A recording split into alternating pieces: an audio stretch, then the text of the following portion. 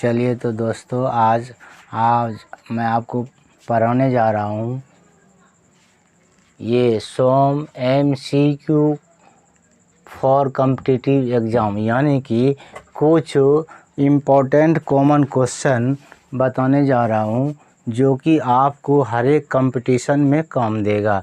और बिल्कुल ये क्वेश्चन जो है बिल्कुल इजी प्रोसेस से सॉल्व होता है और ये हमेशा बड़े बड़े कंपटीशन में पूछा जाता है। जैसे आपका हुआ SSC या CHSL आदि वगैरह कंपटीशन में आपको पूछेगा। इसीलिए सबसे पहले क्वेश्चन पर हम जाते हैं और वो क्वेश्चन नंबर फर्स्ट है।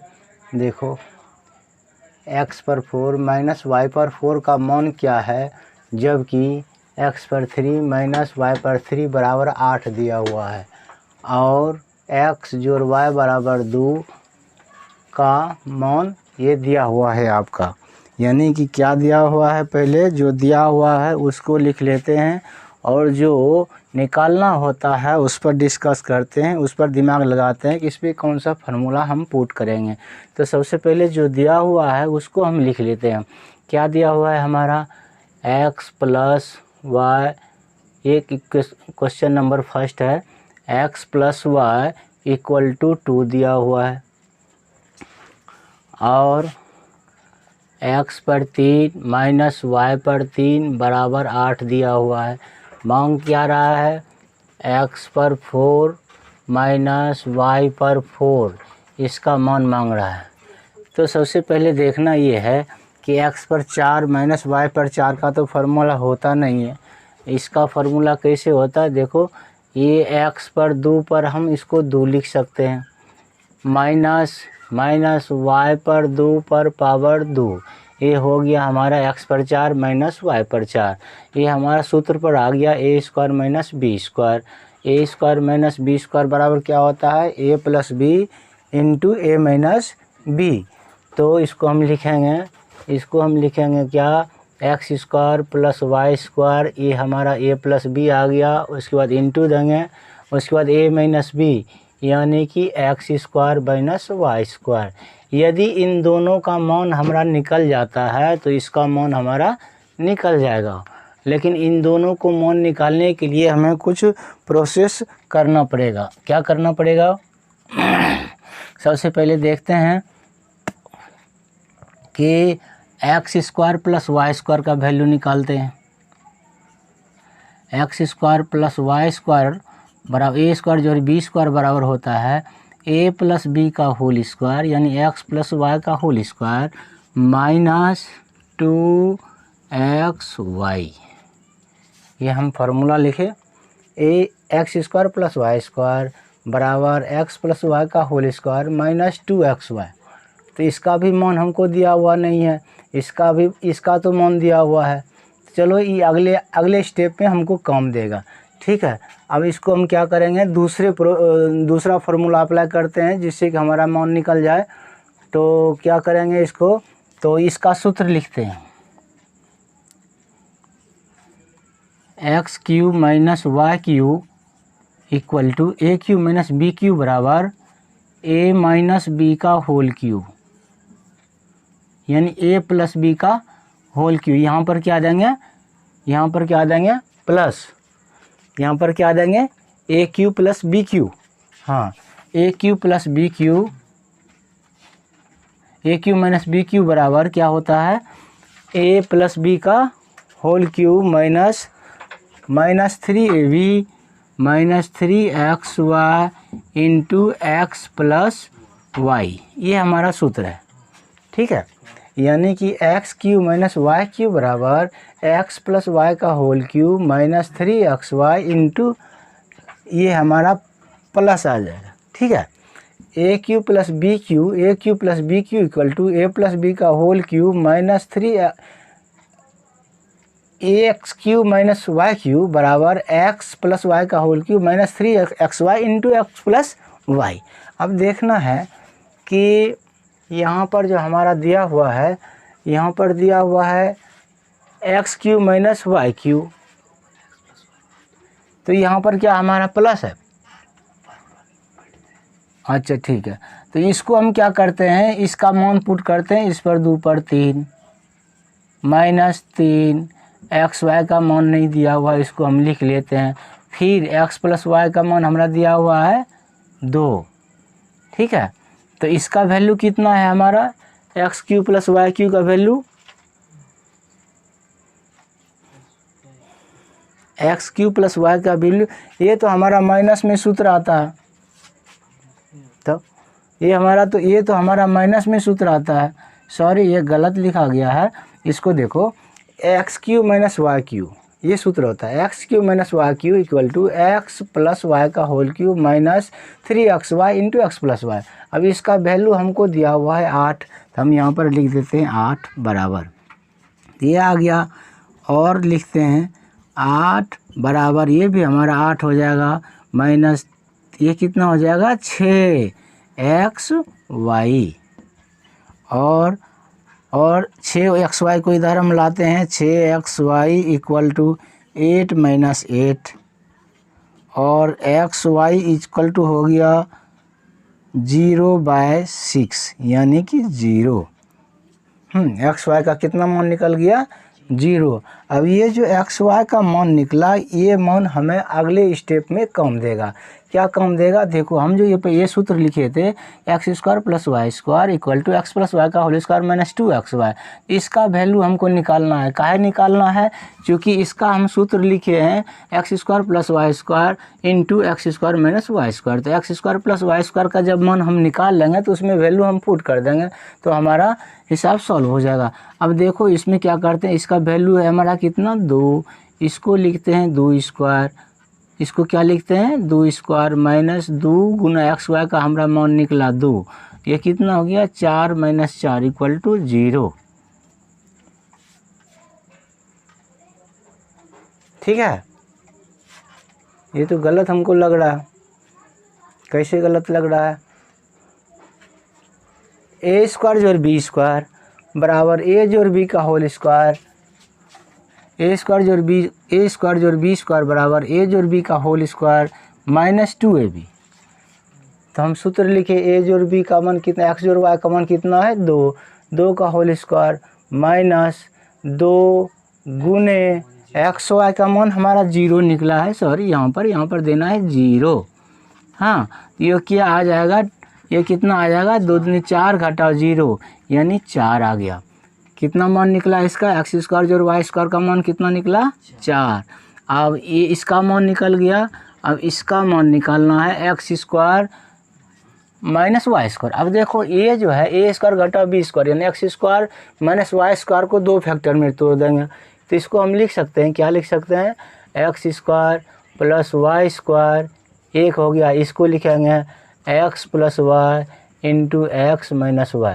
अब देखो इसका तो मान निकल गया, इसका मान हमें क्वेश्चन में दिया हुआ है, लेकिन x माइनस वाई का तो मान निकला नहीं है। इसके लिए हम क्या करेंगे, तो x माइनस वाई का मान निकालने के लिए हम फिर एक सूत्र अप्लाई करेंगे, x माइनस वाई का whole square equal to x plus Y का होल स्क्वायर माइनस 4xy।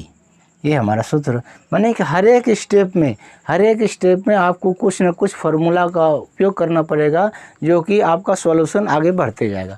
तो देखिए हमें इसका ज़रूरत क्यों पड़ा, एक्स माइनस वाई का होल स्क्वायर का ज़रूरत क्यों पड़ा, इसीलिए पड़ा कि चूँकि हमारे क्वेश्चन में जो दिया है उसको जब हम फैक्टर तोड़े तो 3 फैक्टर हुआ, x square plus Y square एक फैक्टर हुआ, दूसरा एक्स प्लस वाई और तीसरा फैक्टर हुआ एक्स माइनस वाई।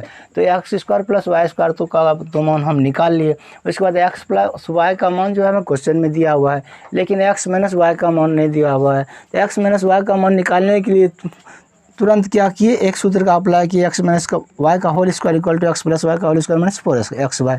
तो इसका मान कितना है हमारा 2 का होल स्क्वायर माइनस 4xy का मान 0, यानी कि एक्स माइनस वाई का होल स्क्वायर निकल गया आपका 4, यानी कि एक्स माइनस वाई का मान आपका कितना निकल गया 2।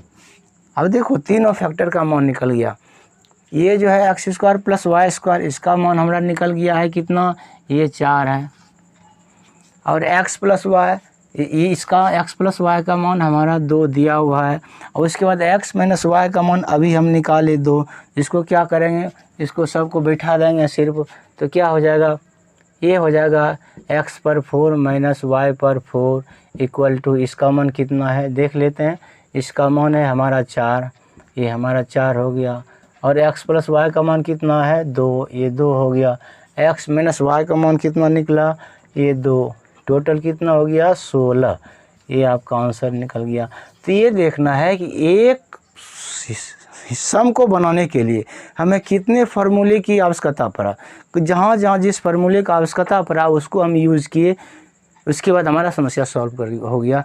तो एक क्वेश्चन है, लेकिन एक क्वेश्चन के लिए एक क्वेश्चन को हम सबसे पहले तोड़े तो उसको वो 3 फैक्टर में आ गया, 3 फैक्टर में आ गया। तो फर्स्ट फैक्टर का समस्या था, तो फर्स्ट फैक्टर का समस्या कैसे सॉल्व किए, इससे x square plus Y square से इसका मान 4 निकल गया। ये सेकेंड फैक्टर जो है एक्स प्लस वाई हमें क्वेश्चन में दिया हुआ है 2, तो वो तो समस्या सॉल्व हो गया। लेकिन तीसरा फैक्टर क्या है, एक्स माइनस वाई। अब एक्स माइनस वाई का मान निकालने के लिए तुरंत दिमाग अप्लाई करना पड़ा, क्या कि एक्स माइनस वाई का होल स्क्वायर का सूत्र बैठा दिया और उस पर बैठा दिया, उसका मान निकल गया 2, और तीनों फैक्टर को हम पुट कर दिए तो हमारा आंसर कितना निकल गया 16। ठीक है, तो देखते हैं इसके बाद अगला प्रोसेस क्या है। मैंने कोई भी क्वेश्चन भारी नहीं है, सिर्फ उसमें दिमाग अप्लाई ये करना है कि इसमें कौन सा फॉर्मूला पुट करें जो हमारा वैल्यू जो है आसानी से निकल जाए। तो इसके दूसरा बनाते हैं। इसके बाद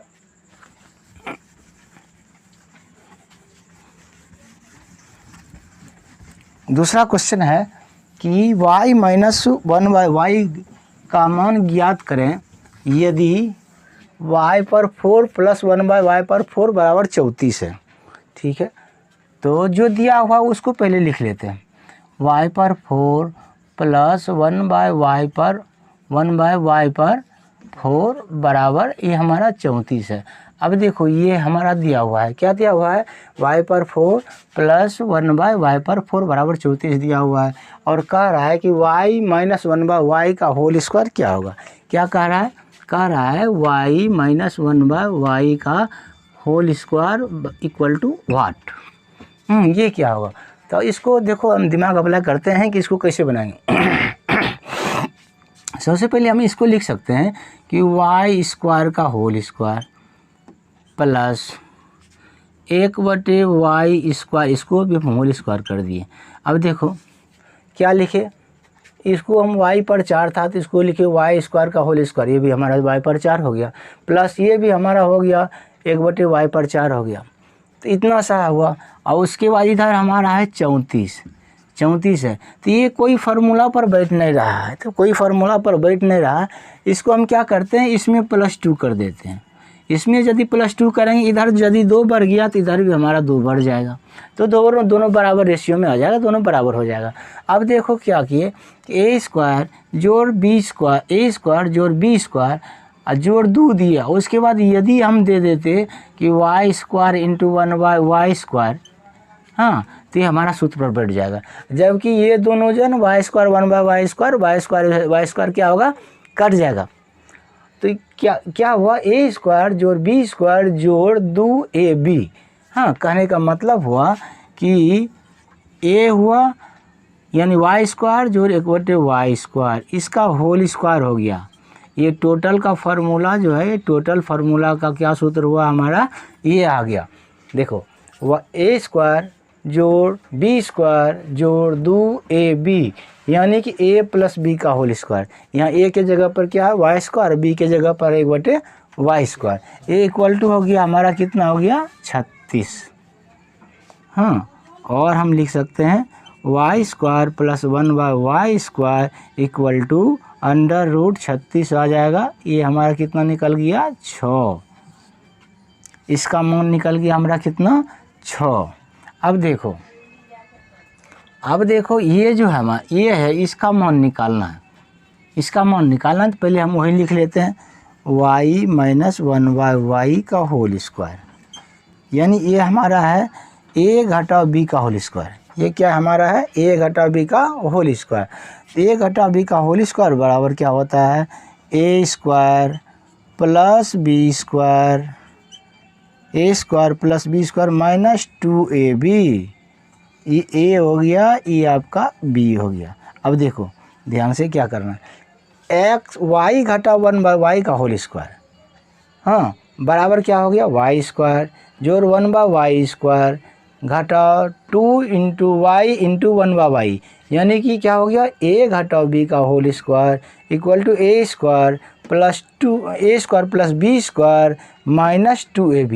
तो ये हमारा y जो है कैंसिल हो गया, ठीक है, ये कैंसिल हो गया। तो इसका मान तो अभी हम तुरंत निकाले हुए हैं, कितना निकाले हुए हैं, ये वाई स्क्वायर जो 1/y स्क्वायर का मान निकाले हैं 6, तो 6 घटा 2 यानी कितना हो गया 4, यही तो हमारा आंसर हो गया। यानी y माइनस 1/y का होल स्क्वायर बराबर 4, जो हमको आंसर निकालना था। देखो इसको कुछ नहीं किए, क्या किए कि y पर 4 प्लस 1/y पर 4 बराबर 34 है।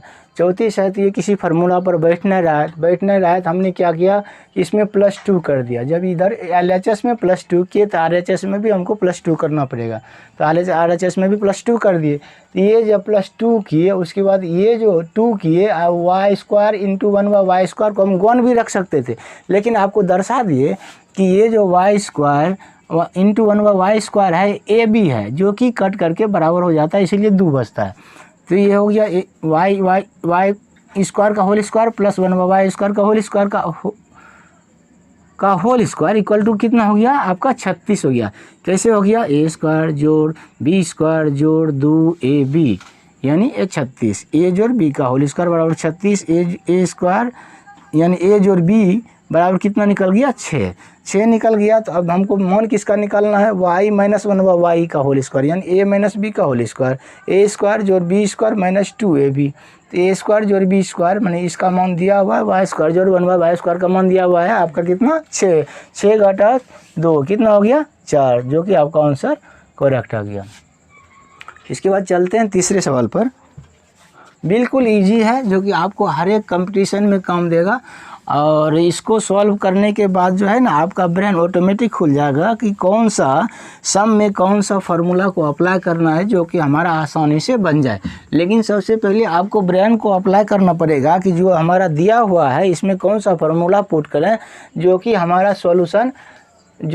सॉल्यूशन निकल जाए, ठीक है। अब तीसरा नंबर का क्वेश्चन आपको कहता है कि एक वृत्त की त्रिज्या 14 cm है, एक चाप केंद्र में एक कोण 54 डिग्री का बनाता है, तो चाप की लंबाई cm में ज्ञात करें। पहले सबसे पहले जो दिया हुआ उसको लिख लेते हैं कि वृत्त की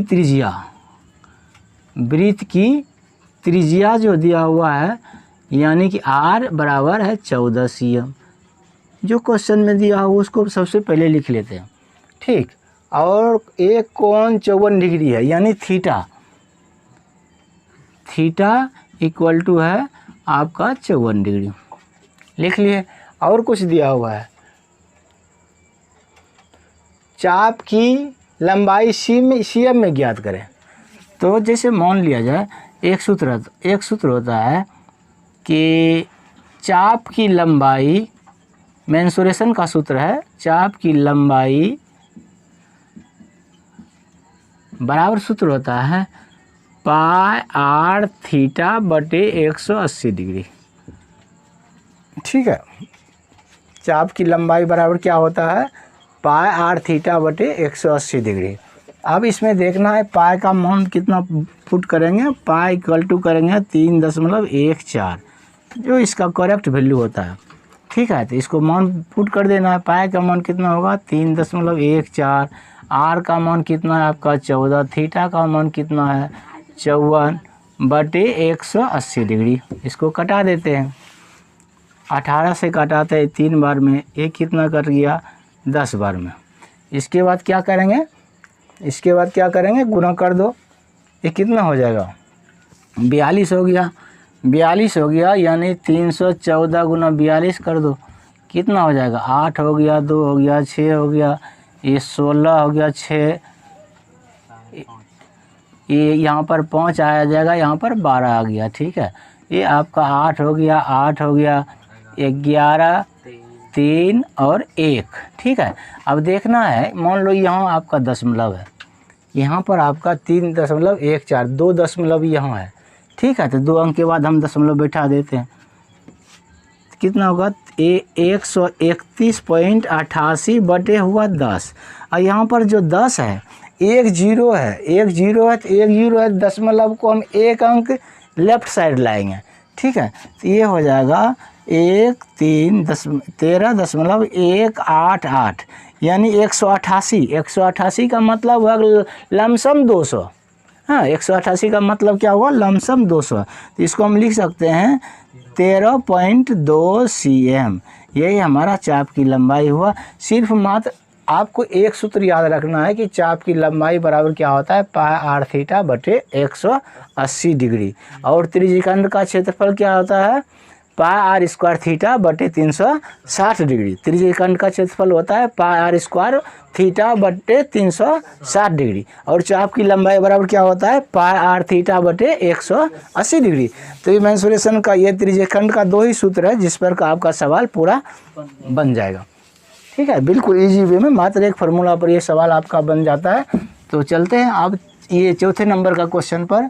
चौथा नंबर का क्वेश्चन आपका है, यदि P प्लस क्यू का 5%, देखो बहुत इजी सवाल है, लेकिन थोड़ा सा आप यदि दिमाग अप्लाई नहीं करते हैं तो आपको क्या हो जाएगा कि पजल हो जाएगा कि इसको हम कैसे सॉल्व करेंगे। लेकिन बिल्कुल इजी सवाल है। यदि P प्लस क्यू का 5%, हम लिखते हैं P प्लस क्यू, ये दिया हुआ है, का 5%, ठीक है। 5% बराबर P माइनस क्यू का कितना है, 20%। ये हमारा मात्र एक ही लाइन दिया हुआ है, ठीक है। वो क्या दिया हुआ है, देखो कि दिया हुआ है कि P प्लस क्यू का 5% बराबर P माइनस क्यू का 20% है। तो कहता है कि P क्यू का कितना परसेंट है, ठीक है। इसको पहले हम सॉल्व कर लेते हैं। P प्लस क्यू गुना 5/100 इक्वल टू ये हो जाएगा P माइनस क्यू गुने 20/100।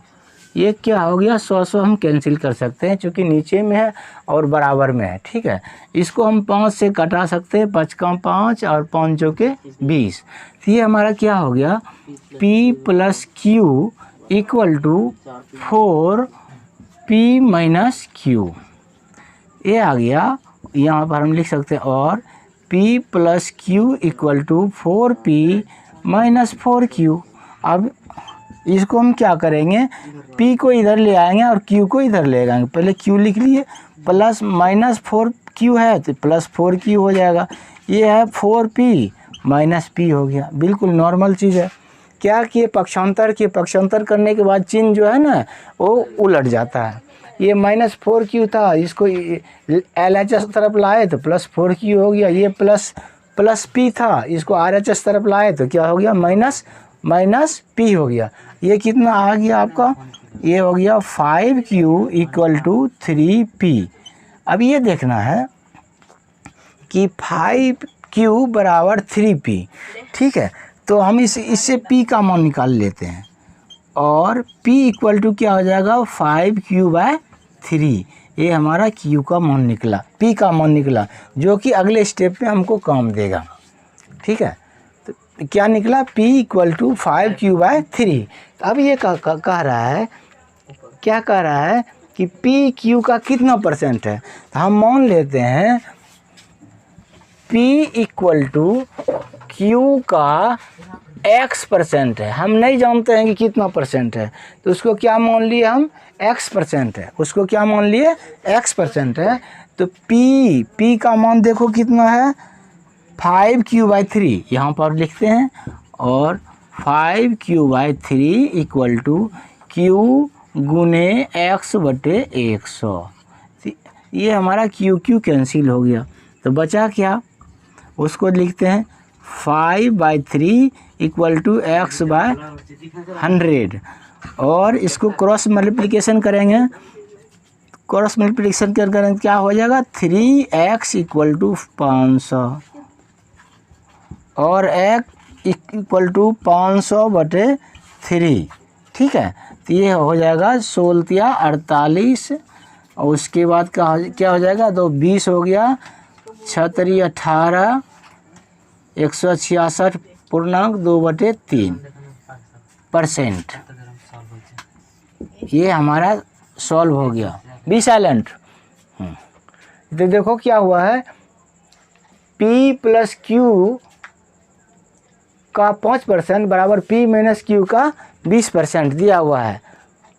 तो इसको क्या किए, P + Q गुना ये 5%, 5 गुना 5/100 किए, ये 20% है तो गुना 20/100 किए, 100 कैंसिल कर दिए, 5 से कटा दिए 4 बार में, कोई प्रॉब्लम नहीं है। तो ये बचा क्या, P + Q = 4P - Q, 4 से दोनों को गुना किए तो क्या हुआ 4P - 4Q। उसके बाद पक्षांतर किए, पक्षांतर करने के बाद क्या मिला 5Q = 3P, यानी P का मान कितना निकल गया 5Q/3। अब जो क्वेश्चन में दिया हुआ है कि PQ का कितना % है, तो हम मान लिए कि P = Q का x% है, चूँकि अननोन है कितना % है x मान लिए। तो यहाँ पर हम P का वैल्यू पुट किए, उसके बाद क्या इसको सॉल्व किए, सॉल्व करने के बाद क्या निकल गया, x का मान कितना निकल गया 166.2/3%, है ना, इतना % है। ये हमारा करेक्ट आंसर आ गया। बिल्कुल इजी सवाल है, लेकिन थोड़ा देर के लिए विद्यार्थी ये सोच में पड़ जाता है कि इसको हम कैसे बनाएं, कैसे सॉल्व करें। लेकिन थोड़ा सा यदि आप दिमाग अप्लाई करते हो, उससे क्या होता है कि कोई भी प्रॉब्लम भारी नहीं है, उसको सॉल्व करना बिल्कुल आसान है, बशर्ते कि मैथमेटिक्स में आपको जो है ना डट के रहना। यदि कोई सम है उससे आप डर गए तो सम जो है ना आपको डरा करके भगा देगा। यदि आप डट गए तो उसको आप बना करके तोड़ दीजिएगा। इसीलिए उससे कोई भी सम से डरना नहीं है, और उसको लिखो और 5 मिनट ब्रेन को स्थिर करके, ठीक है, 5 मिनट ब्रेन को स्थिर करके उसको सोचो कि इसमें कौन सा फार्मूला अप्लाई करें कि जल्दी एट फर्स्ट हमारा आंसर तुरंत आ जाए। कंपटीशन सब में तो आपको ब्रेन में ही हिसाब बनाना पड़ता है और फट से आपको मुंह से आंसर देना पड़ेगा, ना आपको कॉपी देगा ना कलम देगा, कुछ नहीं देगा, लेकिन ब्रेन में ही आपको कैलकुलेशन करके एट फर्स्ट तुरंत उसका आंसर निकालना है, जो कि 1 मिनट के अंदर आंसर होना चाहिए। यदि आप उसको सोचने में 5 मिनट लगा दिए तो 5 क्वेश्चन आपका चला गया, ठीक है। तो इसीलिए जो है ना उसको जो है ना एट फर्स्ट सबसे पहले जो है ना अप्लाई करके ब्रेन में ही बना करके उसका आंसर आपको निकालना है जितना जल्दी हो सके। चलिए अगला क्वेश्चन चलते हैं कि एक 400 रुपये राशि चक्रवृद्धि ब्याज की एक निश्चित दर से, दर नहीं दिया हुआ है लेकिन ये कहता है कि दर निश्चित दर से 1 वर्ष में 6000 रुपया हो जाती है, तो 4 वर्ष के पश्चात राशि क्या होगी। ये 4000 रुपया जो है ना उसका मूलधन हुआ, यानी P हुआ, ठीक है। तो उसके बाद इसमें दिया हुआ समय दिया हुआ 1 वर्ष, आपको 1 वर्ष में 6000 हो जाता है। 6000 का मतलब हुआ कि मिश्र धन। हाँ, तो चक्रवृद्धि ब्याज को हम क्या लिख सकते हैं CI, यानी CI ये आपका हो गया कंपाउंड इंटरेस्ट। हाँ, ये आपका दिया हुआ है, तो CI में A अमाउंट यानी कि मिश्रधन बराबर होता है P × 1 + R/100 CI चक्रवृद्धि ब्याज किसे कहते हैं। चक्रवृद्धि ब्याज वो ब्याज है जिसमें ब्याज को भी ब्याज दिया जाता है। साधारण ब्याज में क्या होता है कि सिर्फ मूलधन पर ही ब्याज दिया जाता है, लेकिन चक्रवृद्धि ब्याज एक ऐसा ब्याज है जो कि ब्याज पर भी ब्याज जोड़ा जाता है। जैसे मान लो कि 1000 रुपये की राशि का ब्याज आपका हुआ 200 रुपया, ठीक है, 200 रुपया 1 साल में हुआ, ठीक है। फिर दूसरे साल में वो राशि 1000 नहीं हुआ, वो राशि हो गया आपका 1000 + 200, यानी कि 1200 रुपया आपका ये मूलधन हो गया, फिर इसका ब्याज चलेगा। हाँ, तो इस तरह से होता है चक्रवृद्धि ब्याज, ठीक है। साधारण ब्याज में क्या होता है सिर्फ आपको मूलधन पर भी ब्याज दिया जाता है, तो ये चक्रवृद्धि ब्याज पर है। तब चलिए हिसाब पर चलते हैं। हिसाब क्या है, हिसाब है ए बराबर P 1 plus r by 100 power t. तो ए का वैल्यू कितना है 6000 रुपया, ई पी का वैल्यू कितना है 4000 रुपया। 1 प्लस आर का मान नहीं दिया हुआ है, हम आर लिख दिए। उसके बाद टी का वैल्यू है 1 वर्ष, हम 1 वर्ष दे दिए।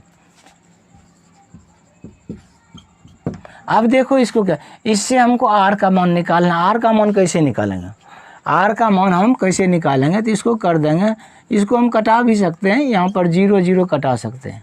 ठीक है, तो ये बचा 6/4 equal to 1 plus r by 100। एक को पावर को एक ही हो जाएगा, इतना ही हो जाएगा। तो ये हम इसको भी कटा देते हैं, 3 ये 2 हो गया। ये कितना आ गया, इसको हम लिखते हैं, और ये आ गया 3/2 इक्वल टू 1 जोड़ आर बाय 100।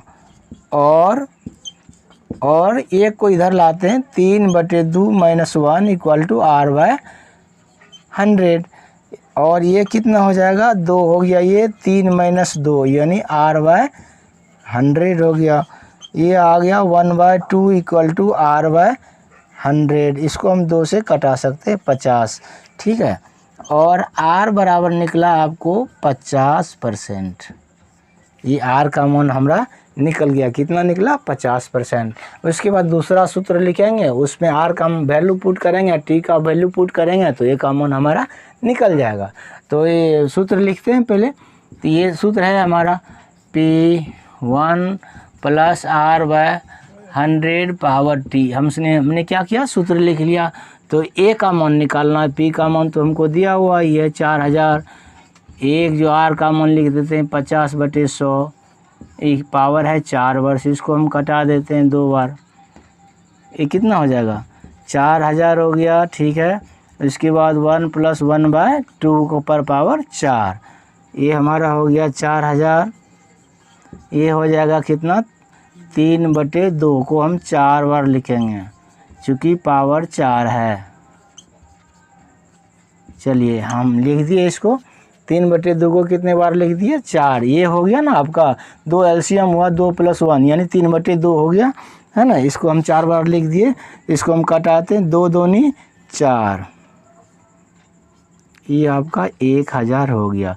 फिर 2 दूनी 4 से कट जाएगा, ये कितना कट जाएगा 4 दूनी 8, 4 पंचे 20 यानी 250 बार में कट गया। ठीक है, तो ये कितना हो जाएगा 250 गुना 81 यानी 25 गुना 81 करके एक 0 बैठा देंगे। हाँ, 25 गुना 81 करके क्या करेंगे 0 बैठा देंगे। तो कर लेते हैं 81 गुना 25, तो 25 से एक बार में 25 हो गया। ठीक है, और उसके बाद ये आ जाएगा आपका, और 25 8 ये आपका आ जाएगा 200। ठीक है, तो 5 हो गया, 2 हो गया, 0 2 यानी 20 25 हुआ। ठीक है, तो कितना हुआ 20 25, 20 25 एक 0 बैठा देंगे। ठीक है, ये हमारा आंसर निकल गया, यानी 20,250 रुपया उसका अमाउंट होगा। ठीक है, इसमें हमने क्या किया कि जो चीज़ दिया हुआ कुछ नहीं है। ए बराबर सूत्र लिखे, P × 1 + R by 100 power t. ए का वैल्यू पुट किए, पी का वैल्यू पुट किए, आर का वैल्यू नहीं है, आर को लिख दिए। ठीक है, टी का वैल्यू पुट किए 1, इसको कटा करके क्या हो गया हमारा 3/2 हो गया। 1 + R बाय 100, 1 को इधर किया, R बाय 100 का मान निकला कितना, R बाय 100 का मान कितना निकला 1/2। ठीक है, तो आर का मान निकल गया 50%। आर का जब मान 50% निकल गया, फिर एक फार्मूला लिखे, वही फार्मूला जो फर्स्ट में लिखे थे, ए बराबर P × 1 + R by 100 power t. A P का वैल्यू पुट किए, उसके बाद आर का वैल्यू पुट किए, पावर कितना दिए, टी का मान 4 दिए, उसके बाद कैलकुलेशन किया, आंसर कितना निकल गया हमारा 20,250 रुपया। ठीक है, बिल्कुल ईजी सवाल है। अब चलते हैं ये 6 नंबर क्वेश्चन पर। 6 नंबर क्वेश्चन है, कोई भी सम हो ना उसको जो है ना अप्लाई करना है, बशर्ते जब आप मैथमेटिक्स बनाते हैं, तो जब आप मैथमेटिक्स बनाते हैं तो मैथमेटिक्स का फार्मूला जो है कम से कम ना किताब में होना चाहिए और ना कॉपी में होना चाहिए, वो हमें दिमाग में होना चाहिए। एक थोड़ा सा 2 मिनट समझ लेंगे कि एक श्लोक है संस्कृत में पुस्त हस्ते गत पुस्त हस्ते गतं विद्या पर हस्त गतं धनं। हाँ, कार्यकाले संपन्ने न तद विद्या न तद धनम। पुस्तकस्थे तू या विद्या, पुस्तकस्थे तू या विद्या पर हस्त गतं धनं। कार्यकाले संपन्ने न तद विद्या न तद धनम। कहने का मतलब ये हुआ कि पुस्तक में लिखी हुई विद्या और दूसरे के हाथ गया हुआ धन समय आने पर न वो आपको वो विद्या काम देगी और न आपको वो धन काम देगी। जैसे मान लिया जब पुस्तक में बहुत सारा ज्ञान दिया हुआ है लेकिन आप कंपटीशन में बैठे हैं और एक छोटी सी फार्मूला आप भूल रहे हैं, इसका मतलब पुस्तक में लिखा हुआ है लेकिन आप ब्रेन में नहीं उसको अप्लाई किए, ब्रेन में आप डाले नहीं कंप्यूटर की तरह। तो जब आप ब्रेन में डालिएगा तभी आपको वो कंपटीशन में काम देगा। पुस्तक में तो बहुत सारे ज्ञान है जिसको पढ़ करके लोग डॉक्टर, इंजीनियर, बड़े बड़े IAS ऑफिसर वगैरह बन जाते हैं, लेकिन उस चीज़ को यदि आप ब्रेन में लाते हैं, जब आप ब्रेन में लाते हैं तभी आपका कामयाब होगा। और मनुष्य का ब्रेन जो है, मनुष्य अपने ब्रेन का मात्र 8 से 10% ही उपयोग करता है, 8 से 10% ही उपयोग करता है। हाँ, जिसके कारण वो तो 8 से 10 तो मैक्सिमम हो गया, जिसके कारण वो अच्छे से अच्छे साइंटिस्ट हो जाता है, डॉक्टर हो जाता है, इंजीनियर हो जाता है। यदि उसको थोड़ा सा और एवरेज उसको बढ़ावे तो कुछ भी कर सकता है। यानी कि मानव के पास वो कैपेसिटी है, मानव के पास यानी स्टूडेंट के पास वो कैपेसिटी है, अपने ब्रेन को जगा करके वो कहीं भी पहुंच सकता है या कुछ भी समस्या को सॉल्व कर सकता है। नहीं, कोई भी प्रॉब्लम असंभव नहीं है यदि उसको हम यदि ठान लें, ठीक है। तो इसीलिए आप जो है ना हमेशा बैठ कर के थिंक करो। क्या थिंक करो कि मान लो आज हम सवाल बना रहे हैं और नहीं बन रहा है, ठीक है नहीं बन रहा है, लेकिन जब हम रेस्ट करते हैं तो उस सम को अपने दिमाग में लाओ और 2-3 मिनट 5 मिनट उसमें सोचो कि हम ये प्रोसेस किए तो क्यों नहीं बन रहा है।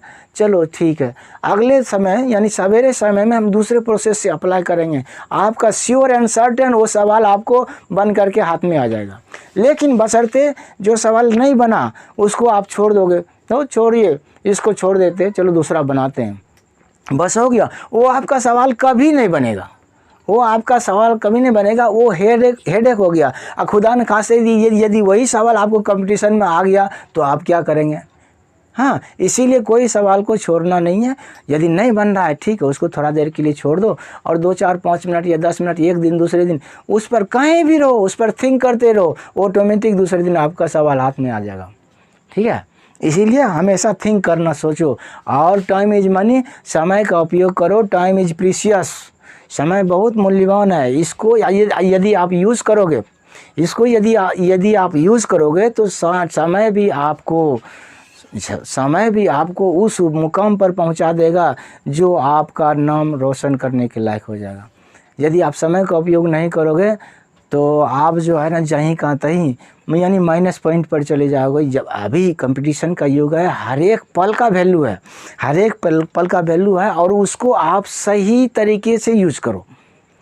और कोई भी चीज़ याद नहीं किया जाता, नहीं रटा जाता है।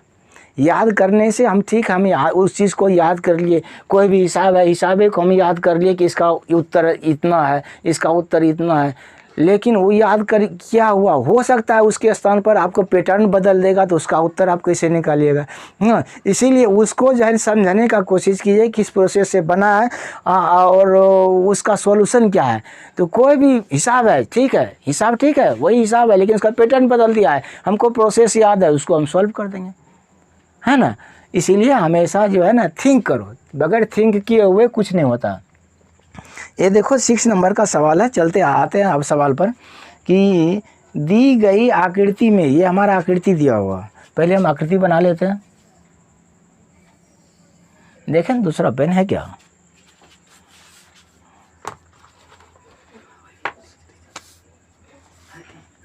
हाँ देखो ये आकृति दिया हुआ है, ये हमारा वृत्त है।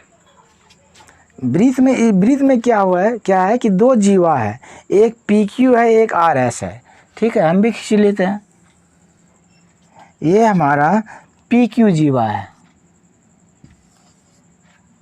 और एक जीवा RS है।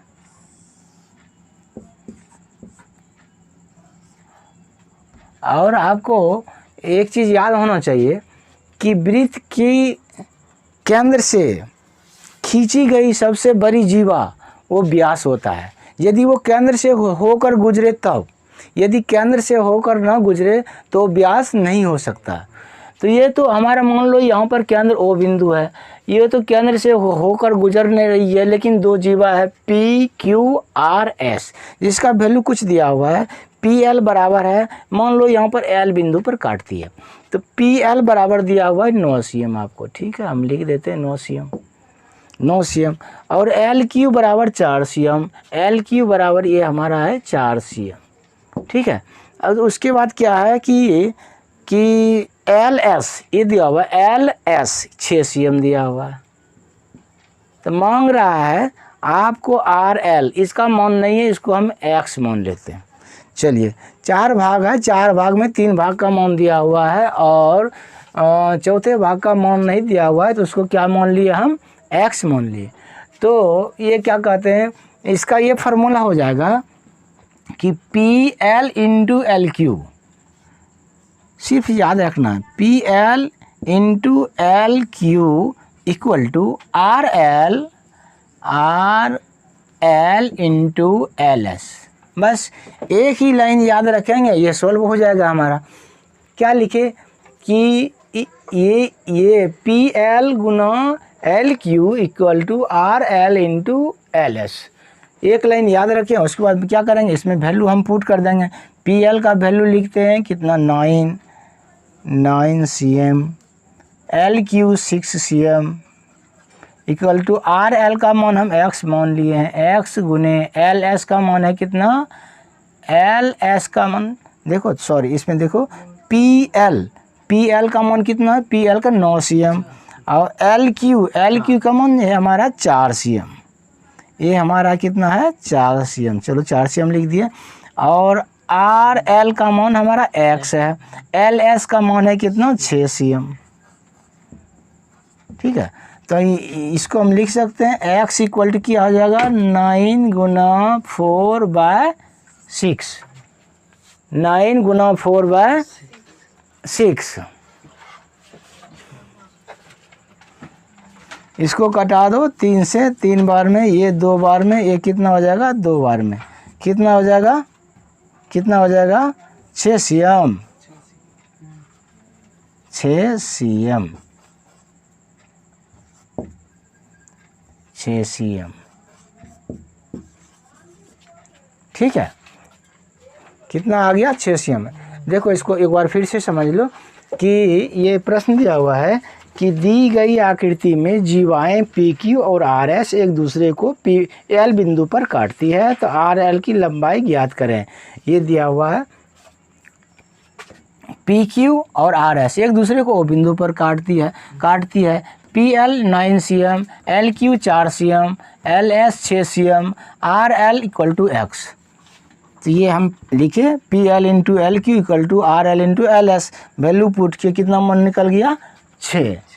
ठीक है, इसके बाद अगला सवाल, चलिए तब अगला सवाल पर चलते हैं। ये हमारा अगला नंबर का सवाल है, यानी 7 नंबर का। 7 नंबर का क्या सवाल है कि किसी आयत का विकर्ण 15 cm तथा लंबाई 12 cm है, तो आयत का क्षेत्रफल क्या होगा। ये हमारा प्रश्न है। क्या प्रश्न है कि किसी विकर्ण की एक लंबाई दिया हुआ है 15 cm और लंबाई 12 cm है, तो आयत का क्षेत्रफल क्या होगा।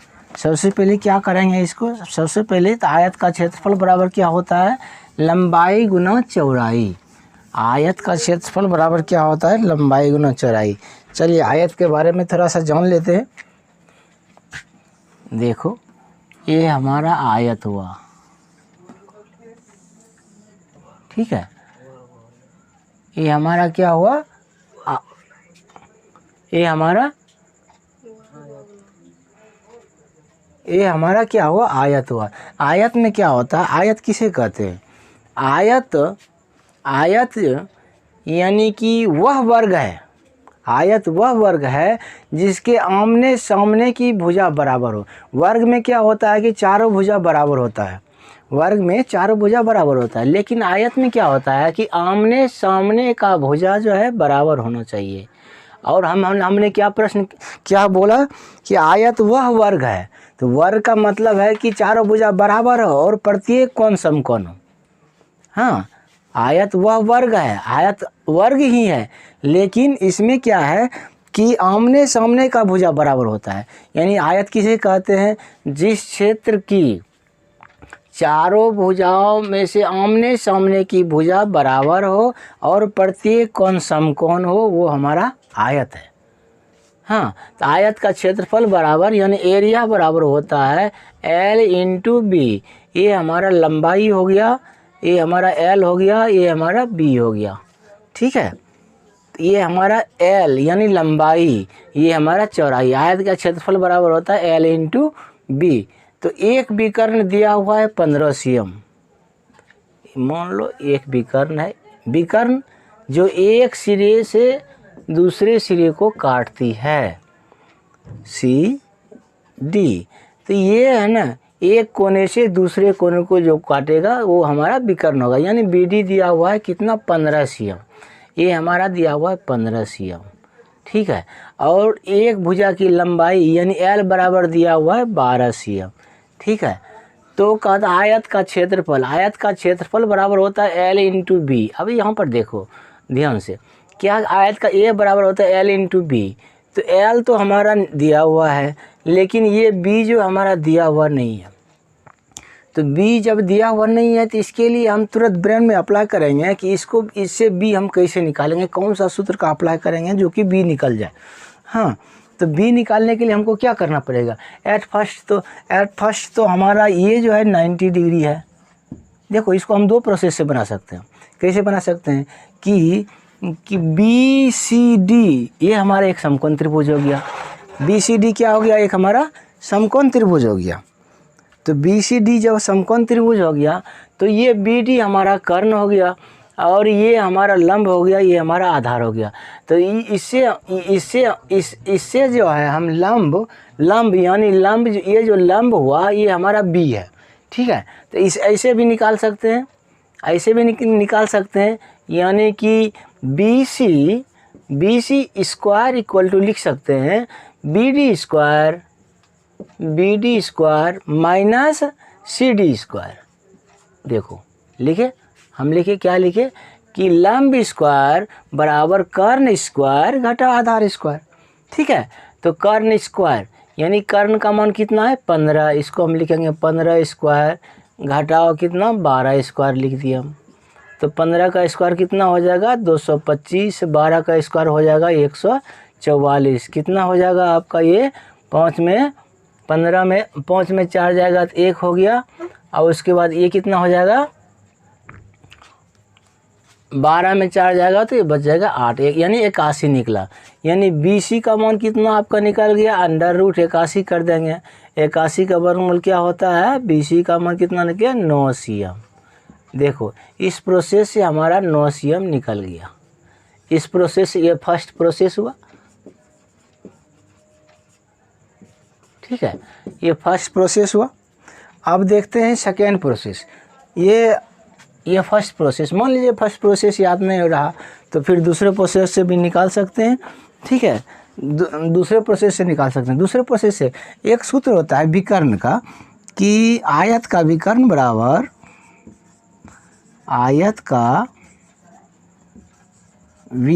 बराबर अंडर रूट लंबाई L स्क्वायर, यानी यहाँ पर हम स्क्वायर दे देते हैं। ठीक है, यहाँ पर भी अभी स्क्वायर दे देते हैं, L square plus B square. आयत का विकर्ण स्क्वायर बराबर लंबाई स्क्वायर जोड़ चौड़ाई स्क्वायर। तो विकर्ण का स्क्वायर कितना हो जाएगा 15 स्क्वायर बराबर L का मान कितना है 12 स्क्वायर जोड़ B स्क्वायर। सेम उसी प्रोसेस पे आ जाता है। और इसको हम लिख सकते हैं 225 माइनस ये आ जाएगा 144 बराबर हो जाएगा B स्क्वायर, यानी और B स्क्वायर बराबर हो जाएगा 81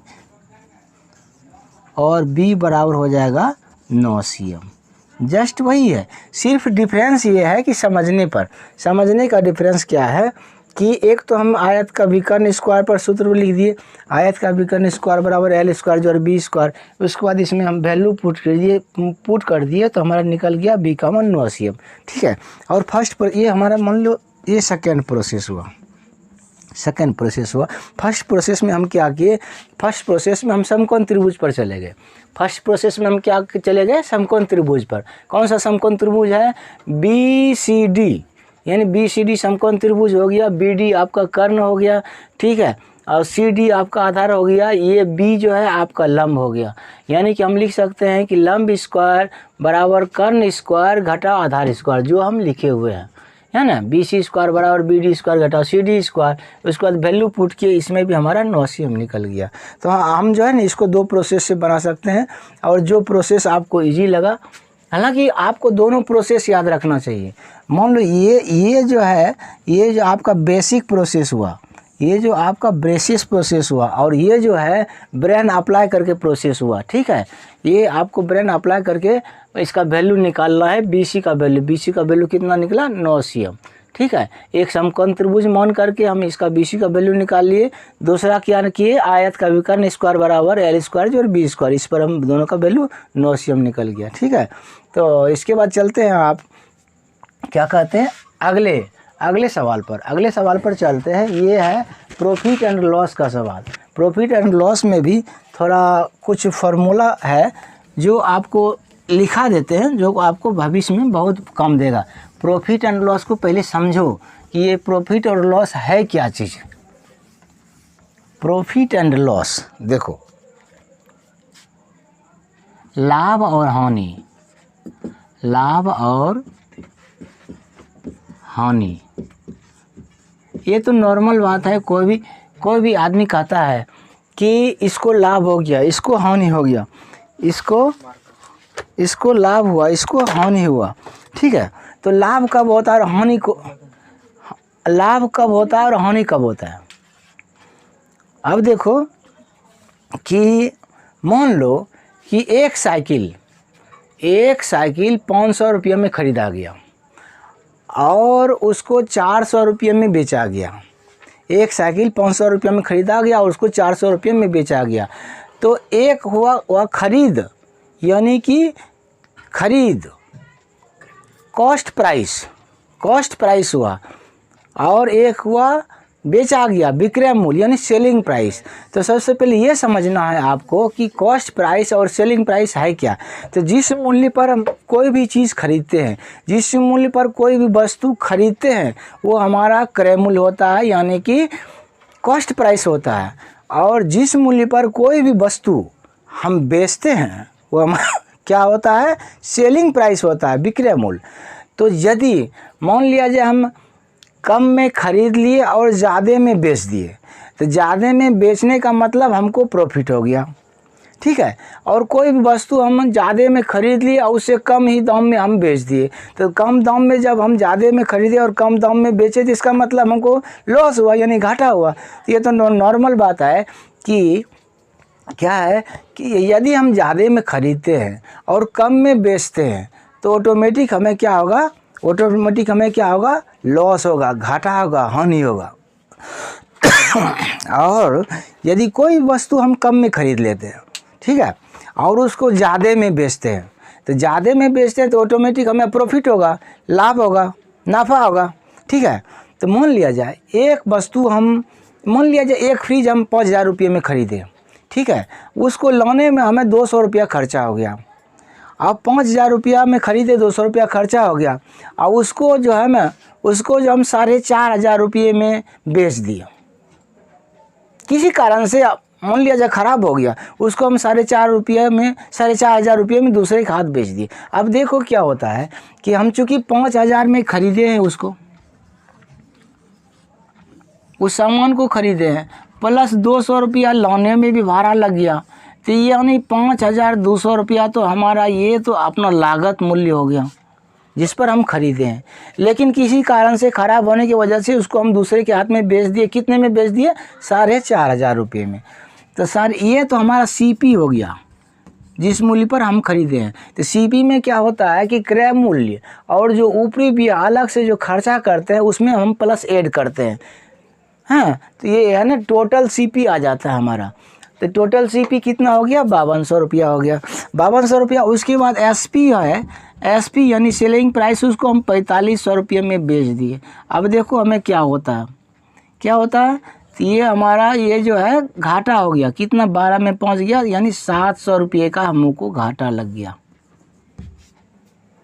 समझ रहे हैं कि कोई भी सामान हम 5000 रुपये में खरीदे, उसको लाने में 200 रुपया भाड़ा लग गया, तो यानी 5200 रुपया हमारा पड़ गया, खर्चा पड़ गया, खर्चा पड़ गया 5200, यानी 5200 रुपया हमारा क्या हुआ, सीपी हुआ। जो मूल्य हम खरीदते हैं वो हमारा सीपी होता है, मतलब जिस मूल्य पर खरीदा जाता है वो हमारा क्रय मूल्य, जिस मूल्य पर बेचा जाता है वो हमारा विक्रय मूल्य। तो यदि क्रय मूल्य विक्रय मूल्य से कम हो, यदि क्रय मूल्य विक्रय मूल्य से कम होगा तो हमेशा लाभ होगा। याद रखना बाबू, क्या लाभ होगा, क्रय मूल्य यदि विक्रय मूल्य से कम हो तो हमेशा लाभ होगा। यदि क्रय मूल्य विक्रय मूल्य से अधिक रहेगा, बेचने वाले मूल्य से खरीदने वाला मूल्य अधिक रहेगा, तो हमेशा हानि होगा। तो लाभ हानि आप समझ गए होंगे। हाँ, इसमें आपको कोई परेशानी नहीं होना चाहिए, ये नॉर्मल बात है। और ऐसे भी साइकोलॉजिकल आपको दिमाग लगाना चाहिए कि मान लिया जाए 2 रुपये में कोई कलम खरीदे, ठीक है, 2 रुपये में कलम खरीदे, उसको हम 1.50 में बेच रहे हैं। तो 1.50 में बेच रहे हैं, कम में बेच रहे हैं, यानी 50 पैसा हमको क्या हो गया, हानि हो गया। हाँ, उसी को हम 2.50 में यदि बेचते तो 50 रुपया हमको प्रॉफिट आ जाता। हाँ, तो अब चलिए हम हिसाब पर चलते हैं। तो हम सोच रहे हैं कि इसमें कुछ फार्मूला आपको लिखा दें जो आपको कम देगा। चलिए थोड़ा सा फार्मूला लिखा देते हैं, तब हम हिसाब पर आएंगे। सर, तो फार्मूला है लाभ बराबर क्रय मूल्य लाभ बराबर विक्रय मूल्य बी मूल्य घाटा क्रय मूल्य। हम क्या लिखा, देखो, लाभ बराबर विक्रय मूल्य घटा क्रय मूल्य, यानी जो अधिक है, जितना हम बेचे हैं और जितना हम खरीदे हैं उसको घटा देंगे तो हमें लाभ निकल जाएगा। अब इसी से आपको कहेगा कि क्रय मूल्य, यानी कि क्रय मूल्य बराबर क्या होगा, तो क्रय मूल्य को हम इधर ले आएंगे, क्रय मूल्य बराबर हो जाएगा विक्रय मूल्य घटा लाभ। ठीक है, अब विक्रय मूल्य बराबर क्या हो जाएगा, विक्रय मूल्य बराबर क्या हो जाएगा, विक्रय मूल्य बराबर क्रय मूल्य जोड़ लाभ। ठीक है, तो ये मेन फार्मूला हुआ। अब देखो उसके बाद प्रतिशत लाभ बराबर होता है लाभ गुना 100 बटे क्रय मूल्य। ये प्रॉफिट एंड लॉस का मेन फार्मूला है, जिसको आप याद रखिएगा ना, तो प्रॉफिट एंड लॉस बिल्कुल आपको इजी प्रोसेस में बनेगा। और मात्र 2-4 ही फार्मूला है, विशेष फार्मूला नहीं है।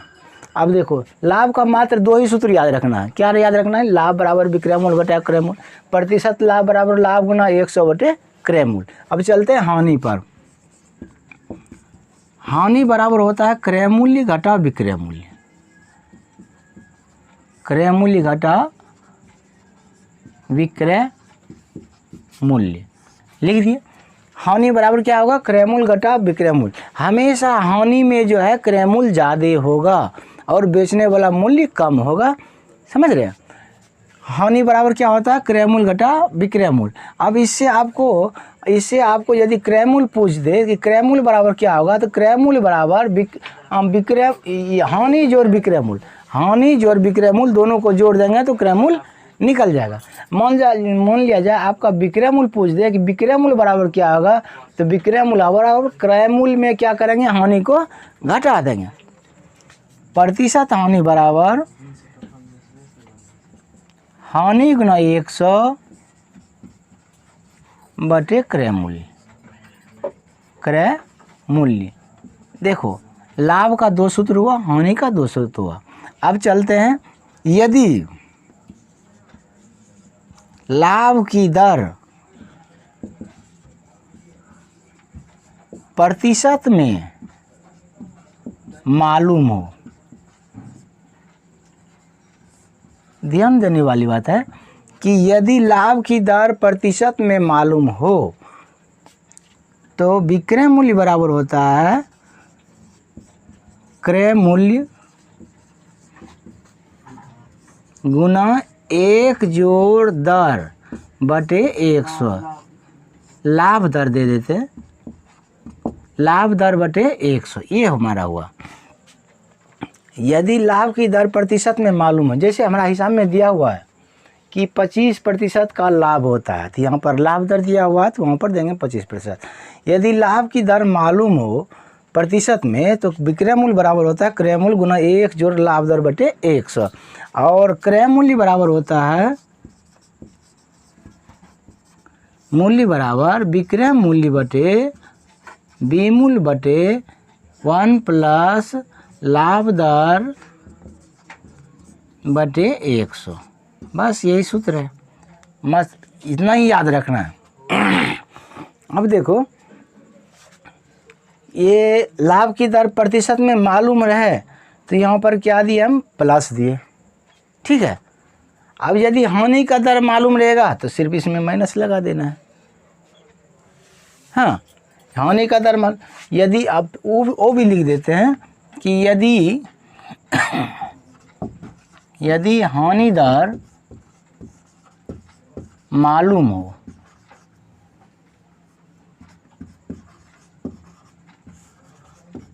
किसमें मालूम हो, प्रतिशत में, ठीक है। यदि हानि दर प्रतिशत में मालूम हो तो विक्रय मूल्य बराबर क्या होता है, विमूल्य बराबर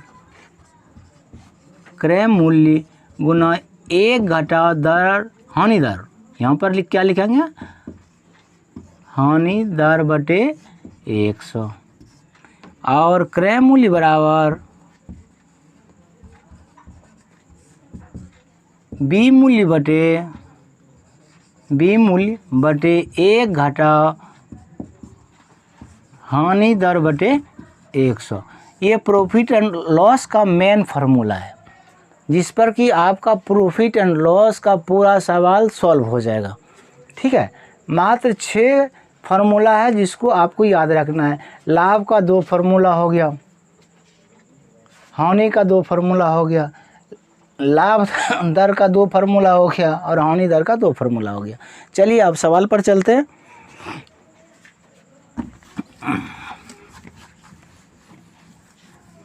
सवाल आपका है, सवाल आपका है कि एक मोटरसाइकिल को 70,000 रुपये में बेचने पर राम को 25% का लाभ होता है। यदि उसे 30% लाभ प्राप्त करना हो तो मोटरसाइकिल को कितने में बेचेगा, तो कितने में बेचेगा, तो जब तक उसका कॉस्ट प्राइस नहीं पता हो जाता है, जब तक उसका कॉस्ट प्राइस नहीं पता हो जाता है तब तक हम उसको कैसे निकाल सकते हैं कि वो कितने में बेचेगा, 30% प्रॉफिट लेके लेंगे। लेकिन जो दिया हुआ पहले उसको लिखो, 70,000 रुपया में बेचने पर, यानी विक्रय मूल्य यानी एसपी सेलिंग प्राइस, यानी कि एसपी आपका दिया हुआ है 70,000 रुपया, और लाभ कितना हो गया आपका 25%। तो ये विक्रय मूल्य दिया हुआ है और लाभ दिया हुआ है, यानी मोटरसाइकिल कितने में ख़रीदा था वो अब पता चल जाएगा। क्या CP इक्वल टू यानी क्रय मूल्य इक्वल टू SP विक्रय मूल्य बटे 1 प्लस यानी R बटे 100, ठीक है। हम वही सूत्र थोड़ा इंग्लिश में लिखें, कोई प्रॉब्लम नहीं होना चाहिए। यानी क्रय मूल्य बराबर विक्रय मूल्य बटे 1 जोड़ लाभ दर बटे 100, हम सूत्र लिख दिए। उसके बाद क्या करेंगे, इसमें बैठा देंगे 70,000 ये आ गया, ठीक है, 1 जोड़ ये कितना है 25 लिख दिए बटे 100, इसको हम कटा भी सकते हैं, ठीक है। ये हमारा हो गया 70,000 हुआ। इसका LCM 4 हो गया, यहाँ इसको गुना करेंगे 4 जोड़ 1 यानी कितना होगा 70,000 ये आ गया, ठीक है।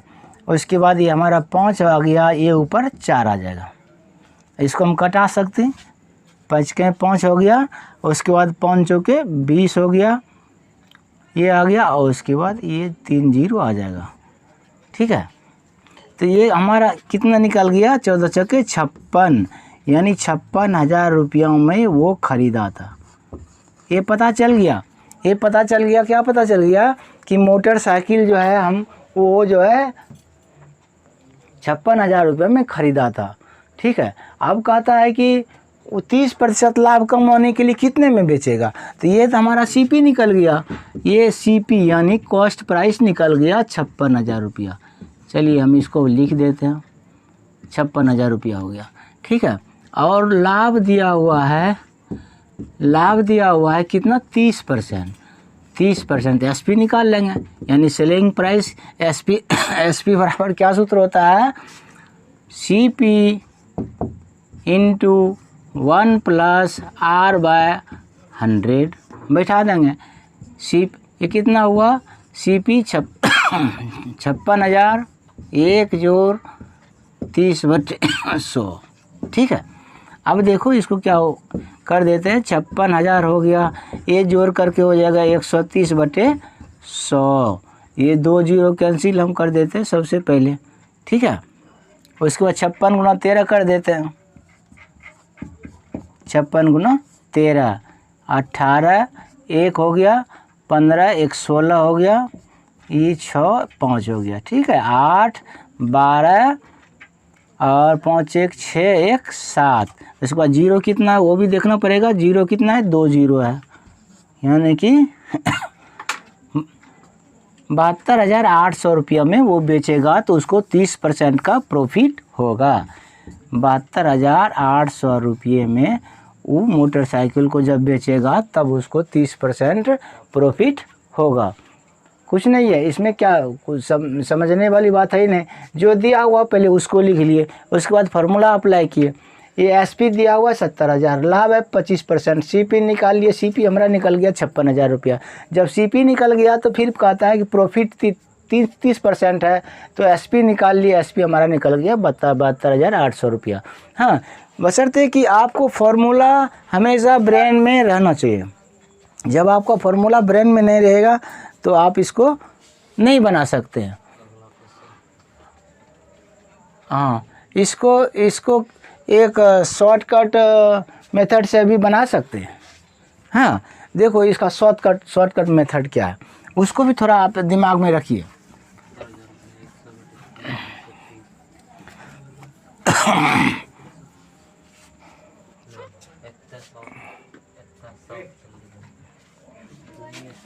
यानी मोटर साइकिल का बी मूल्य निकालना है। ठीक है, मोटरसाइकिल का बी मूल्य निकालना है, तो बी मूल्य निकालना है तो क्या क्या करेंगे, सबसे पहले लिखेंगे 70,000, ठीक है, बटे 1 जोड़ 25/100।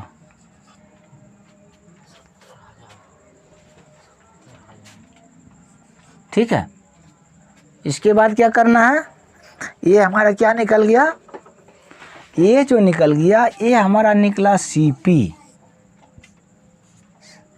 ये क्या निकला, सीपी। किसका सीपी, ये निकला इसका मोटरसाइकिल का सीपी। और उसको जो है उसको 30% प्रॉफिट है, तो 30% प्रॉफिट है, तो 130 बटे हम 100 कर सकते हैं। ठीक है, तो इसको सॉल्व कर देते हैं, तो ये हो जाएगा 70,000, ये हो जाएगा 125, ये हो गया आपका 100 गुना 130 बटे 100। चलो इसको सॉल्व करते देखते क्या होता है। 70,000 ये आ गया, ठीक है, ये 125 आ गया नीचे, 100 हमारा आ जाएगा ऊपर, फिर ये है 130 बटे 100। तो सबसे पहले 100 तो कैंसिल हो गया।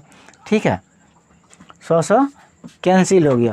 उसके बाद क्या करते हैं, किसे कटावें, चलो इसको हम कटाते हैं, ये इसको 25 से कटाते हैं, 25 से हमारा 5 बार में कट गया, और इसको हम 25 से कटावेंगे तो क्या हो जाएगा, 25 दूनी 50, 2 हो गया,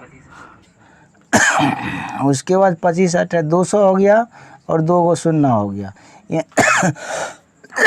यानी कितना 2800 बार में कट गया। ठीक है, अब इसको हम कटाते हैं, 5 25 हो गया, उसके बाद 25 5 30 हो गया ये, ठीक है 560 हो गया।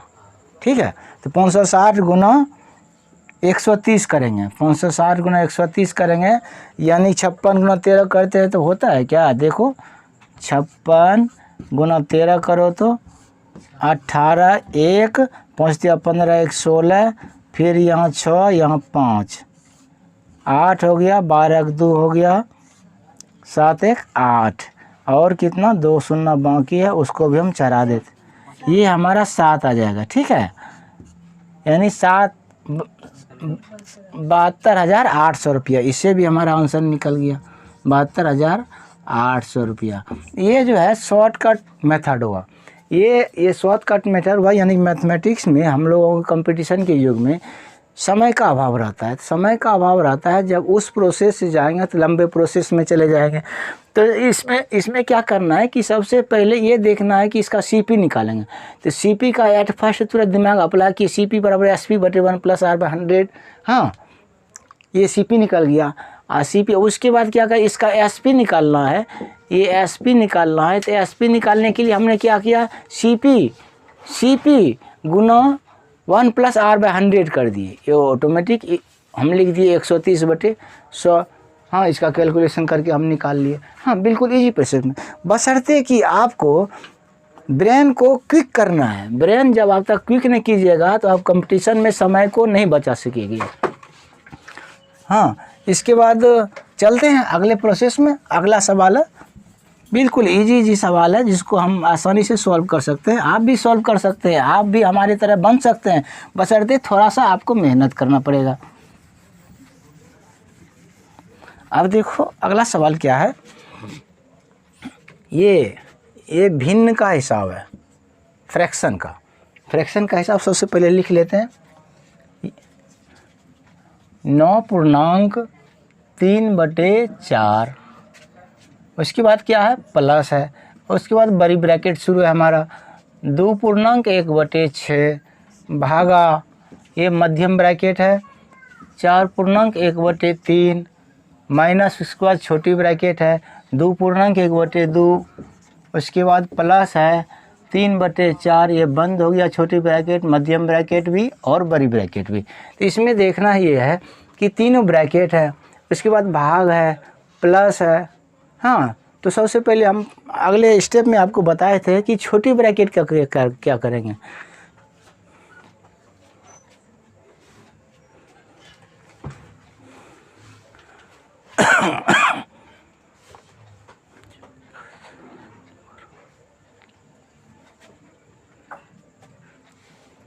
देखो, कोई भी क्वेश्चन को सॉल्व करने के लिए यदि हम जल्दी क्वेश्चन सॉल्व करते हैं, जल्दी क्वेश्चन सॉल्व यदि कर देते हैं तो वीडियो हमारा थोड़ा शॉर्टकट में आ जाता है।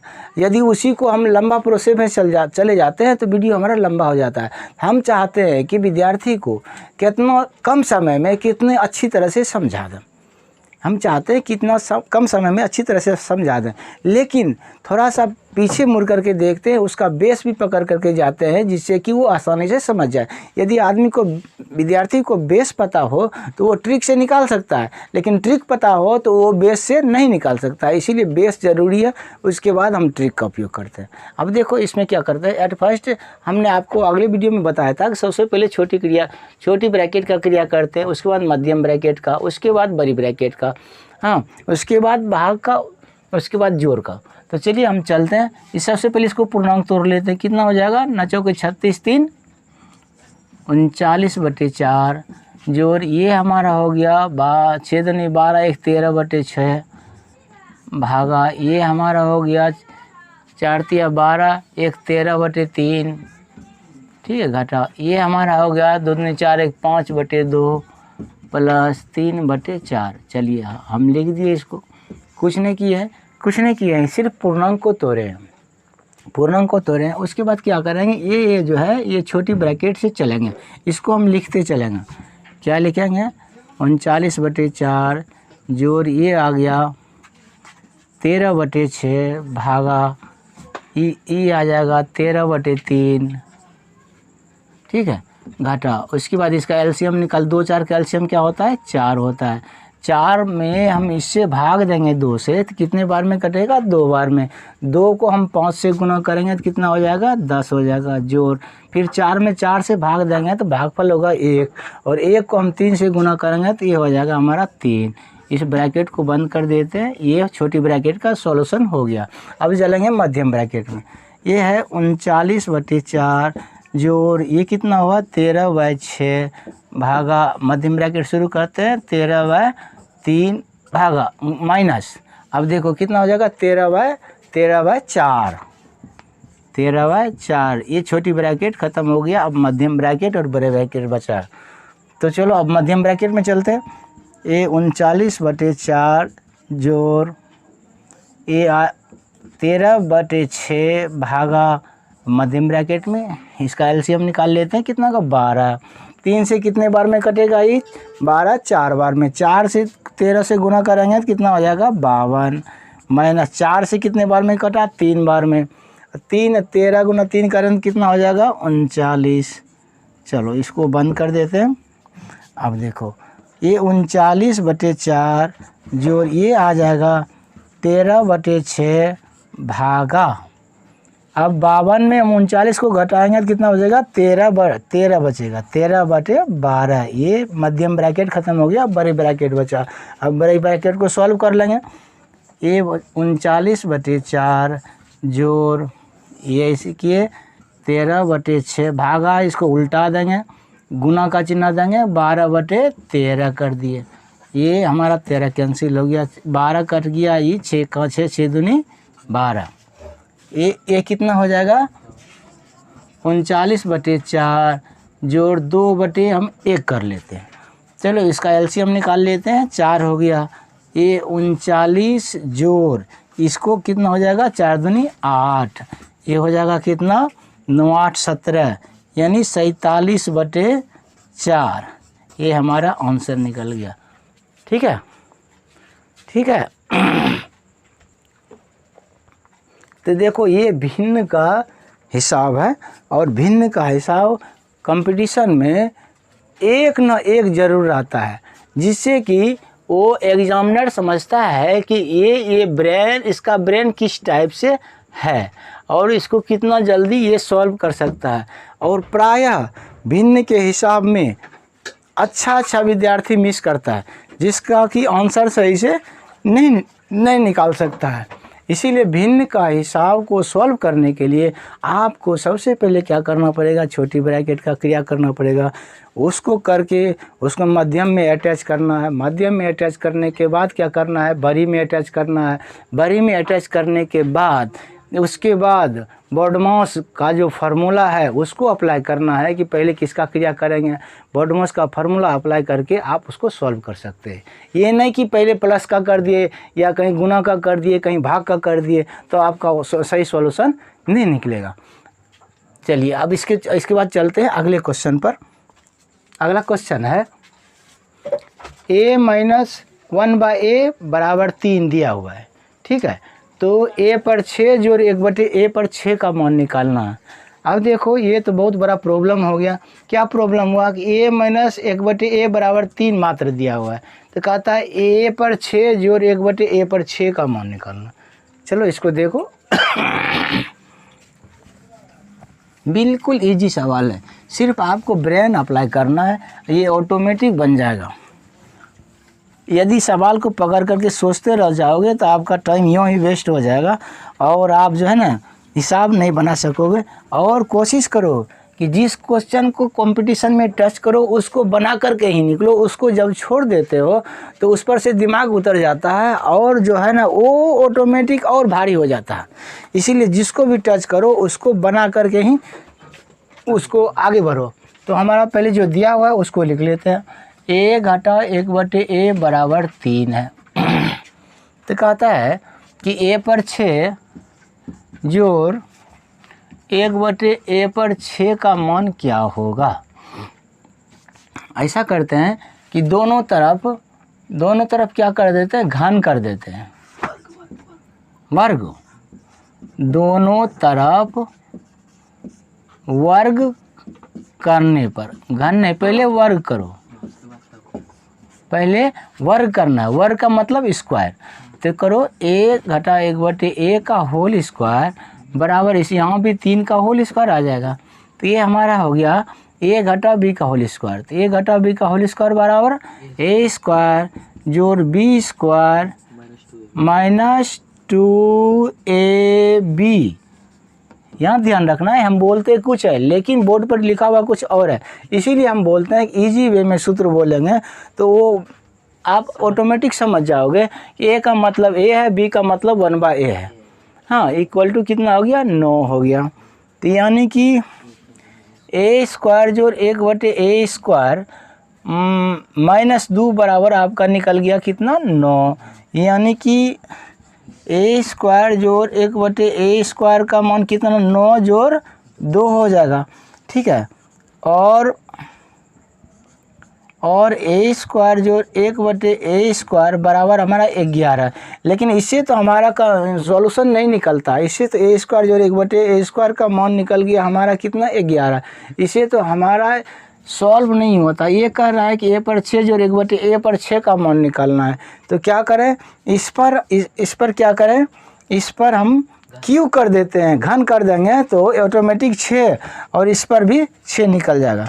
तो यानी कि पुनः दोनों तरफ क्या कर देंगे, दोनों तरफ घन करने पर, ठीक है, फिर दोनों तरफ घन कर देते हैं तो क्या हो जाएगा, a पर 2 जोड़ 1/a पर 2 पर पावर 3, ठीक है, बराबर 11 पर 3। अब तो देखो ये हमारा आ गया कितना, a प्लस b का होल क्यूब पर आ गया। a प्लस b का होल क्यूब इक्वल टू, इसका तो हमको सूत्र लिखना पड़ेगा। ये इसका सूत्र होता है a प्लस b का होल क्यूब बराबर क्या होता है, a प्लस b का होल क्यूब बराबर क्या होता है हाँ, इसका सूत्र होता है, पहले हम सूत्र लिख लेते हैं, आपको आसान होगा। a प्लस b का whole cube equal to a cube plus b cube plus 3ab into a plus b। देखो हम ये फार्मूला लिख दिए, क्या लिखे, a प्लस बी का होल क्यूब बराबर a cube plus b cube plus 3ab into a plus b। अभी इसमें सिर्फ वैल्यू पुट करना है, a का मान a है, b का मान 1/a है।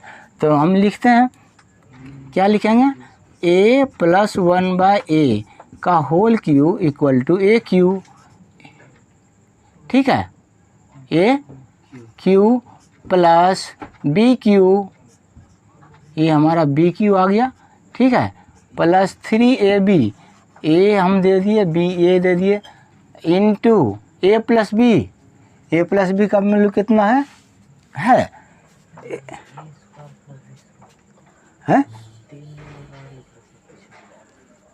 कितना होगा,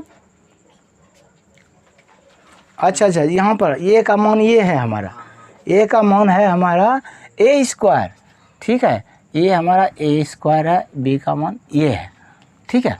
अब देखो यहाँ पर क्या होगा, a का मान है a स्क्वायर, b का मान है 1/a स्क्वायर, a क्यू यानी a पर ऑटोमेटिक 6 हो जाएगा, प्लस b क्यू a पर 1/a पर 6 हो जाएगा, ठीक है, प्लस 3ab, a का मान a हो गया, b का मान हमारा a हो गया, ab हो गया, इंटू a प्लस b, इसका मान दिया हुआ है,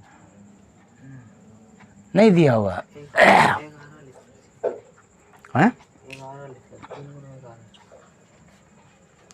अच्छा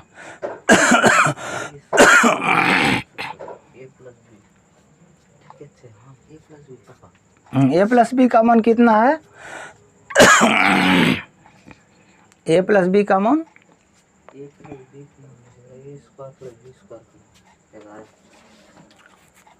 हाँ, यहाँ पर क्या दिया हुआ है, a प्लस बी है हमारा, तो a प्लस बी का मान है ना आपका a स्क्वायर प्लस 1/a², ये हुआ a प्लस बी। ठीक है, अब देखो हमने क्या लिखा, ये हुआ a प्लस बी का होल क्यू बराबर a³ plus b³ plus 3ab into a plus b. हाँ, a means a, b means 1/a। अब इसमें वैल्यू पुट कर दो, इसमें क्या करना है, वैल्यू पुट कर देना है। तो इसका मान हमारा दिया हुआ है 11/3 बराबर, इसका मान निकालना है, हम लिख देते हैं, इसको हम लिख देते हैं। ठीक है, प्लस ये तो हमारा कैंसिल हो गया। ठीक है, 3 गुना इसका मान है 11, अब हमारा आसानी से निकल जाएगा। तो 11/3 का मान कितना हो जाएगा, 11 गुना 11 121 गुना 11 100 है ना, इतना एक गुना करके आ जाएगा। ठीक है, तो a पर 6 गुना 1/a पर कितना 6। ठीक है, और जोड़ ये हो गया 33, ये 33 को इधर आकर के माइनस कर देंगे, तो यानी कि a 13 31 माइनस 33। ठीक है, बराबर a पर 6 प्लस 1/a पर 6, जिसका वैल्यू हमको निकालना है। तो 11 में 3 जाएगा तो कितना बच जाएगा, 8 बचेगा। इधर कितना बच गया, 12 में 3 जाएगा तो 9 बच गया। इधर हमारा 2 हुआ, इधर 1 हुआ, 12×98, ये सॉल्यूशन निकल गया। अब देखो कि इस नंबर के सवाल को 10 नंबर के सवाल को हल करने के लिए कितने सूत्र की आवश्यकता पड़ा। देखो दिया हुआ है a - 1/a बराबर 3, हमने लिख दिया a - 1/a बराबर 3, और मान मांग रहा है a पर 6 जोड़ 1/a पर 6। तो इसी जो दिया हुआ है उसी में ब्रेन अप्लाई करके हमने क्या किया कि सबसे पहले दोनों तरफ वर्क कर दिए। दोनों तरफ वर्क करने के बाद हमारा एक का वैल्यू निकला, कि इसका वैल्यू निकला, किसका निकला, a² जोड़ 1/a² बराबर 11 निकला, इसका वैल्यू निकला। जो अगले स्टेप में हमको काम दे रहा है, क्या काम दे रहा है, तो हम सूत्र लिखे a प्लस बी का होल क्यू बराबर a³ plus b³ plus 3ab into a plus b. ठीक है, उसी पर जब बैठाए a का मान है a², b का मान कितना 1/a², होल क्यू किए तो ऑटोमेटिक ये हो गया a पर 6 जोड़ 1/a पर 6 प्लस 3ab हो गया इंटू a प्लस बी। अब इसमें क्या किए, वैल्यू मान पुट कर दिए। इसका मान हमको जो अभी निकला, ठीक है, जो अभी निकला, ये 3 तो कैंसिल हो जाएगा। ठीक है ना, इसका मान a² जोड़ 1/a² का मान 11 निकला है। ठीक है, तो इसका मान जो है, इसका मान हम 11/3 बराबर, ये जो इसका वैल्यू निकालना है ये लिख दिया, प्लस 3 गुना 11 कर दिए, ये 33 हो गया, इधर आकर के माइनस हो गया, यानी a पर 6 प्लस 1/a पर 6 का वैल्यू कितना निकल गया, 1298। ठीक है, इसमें तो आपको दिक्कत नहीं होना चाहिए। चलिए अब अगला प्रोसेस में चलते हैं। ये सवाल है दूसरा, सेम उसी टाइप का है, लेकिन बिल्कुल उससे इजी है, उससे बिल्कुल इजी है, और सिर्फ 1-2 फार्मूला अप्लाई करना है, आपका आंसर हाथ में आ जाएगा। ये देखो, ये प्रश्न क्या है, दिया हुआ है कि x प्लस 1/x = 4 दिया हुआ है, तो x पर 3 जोड़ 1/x पर 3 का मान निकालना है। ठीक है, लिखते हैं x प्लस 1/x = 4 है। ठीक है, तो x पर 3 प्लस 1/x पर 3 का मान निकालना है। तो इसमें ये दिमाग लगाना है कि कौन सा सूत्र अप्लाई करें। ऐसा करते हैं, इसको जो है घन कर देते हैं।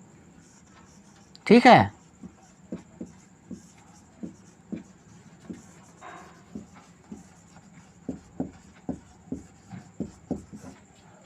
ठीक है, तो घन कर देते हैं तो क्या हो जाएगा, x प्लस 1/x पर हम पावर 3 दे देते हैं, तो यहाँ भी 4 पर 3 हो जाएगा।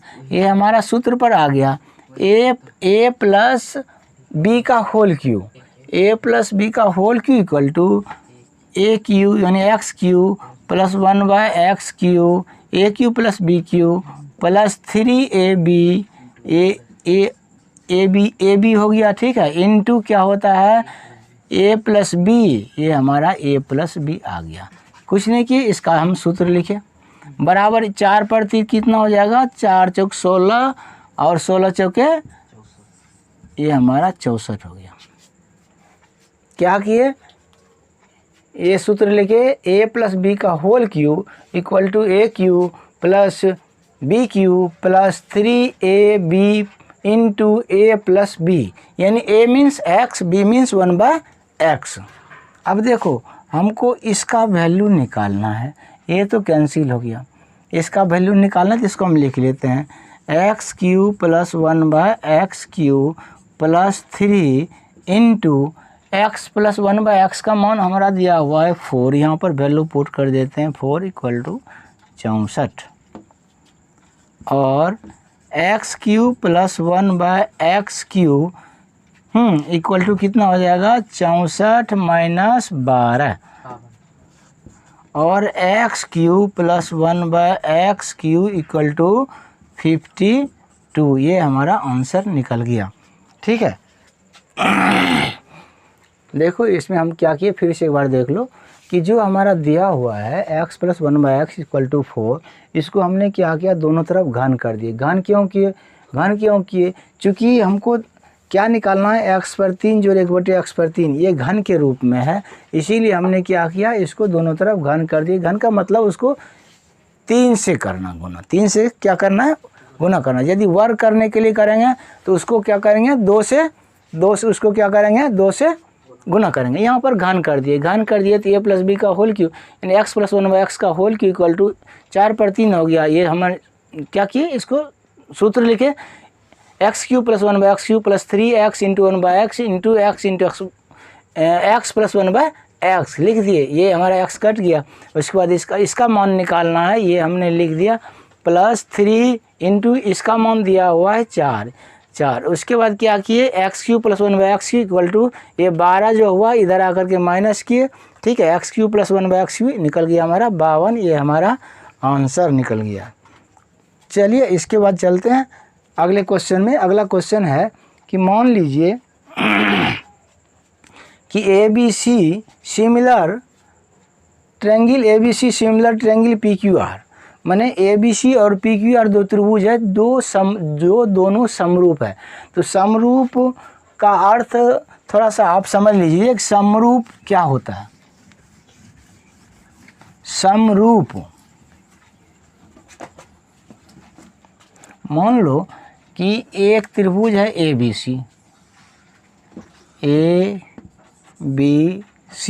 और दूसरा त्रिभुज है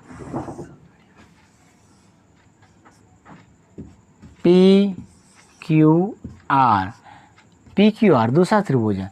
तो समरूप का मतलब एक मोटा मोटी ये समझ लो कि यदि त्रिभुज ABC को उठाकर त्रिभुज PQR पर रख दें तो सब में सेम टू सेम आ जाएगा, तब ये वो समरूप हो सकता है। यानी कि कौन A कौन P के बराबर होगा, कौन B कौन Q के बराबर होगा और कौन C कौन R के बराबर होगा, तो त्रिभुज समरूप होगा। यानी तीनों कौन यदि बराबर होगा तो इसका मतलब तीनों भुजा बराबर होगा। AB बराबर हो जाएगा PQ, AC बराबर हो जाएगा PR और BC बराबर हो जाएगा QR, तब ये इसी शर्त पर दोनों त्रिभुज क्या समरूप होता है। अभी इसमें देखो जो दिया हुआ है उसको लिख लेते हैं। ये क्या कहता है कि हाँ, लिखा हुआ है एरिया ऑफ त्रिभुज ABC बटे एरिया ऑफ त्रिभुज PQR बराबर 9/16। ये हमारा क्वेश्चन में दिया हुआ। तो कहता है यदि AB बराबर 12, ठीक है, हम लिखते हैं AB बराबर 12 cm और BC बराबर 6 cm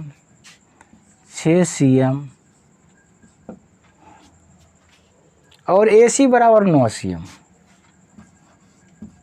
देखो दिया हुआ है, इसका मतलब है कि ए बी 12 है तो पी क्यू भी 12 होगा, और बी सी 6 है तो ये भी आपका 6 होगा। हाँ, और ए सी 9 है तो यानी पी आर भी आपको 9 होगा।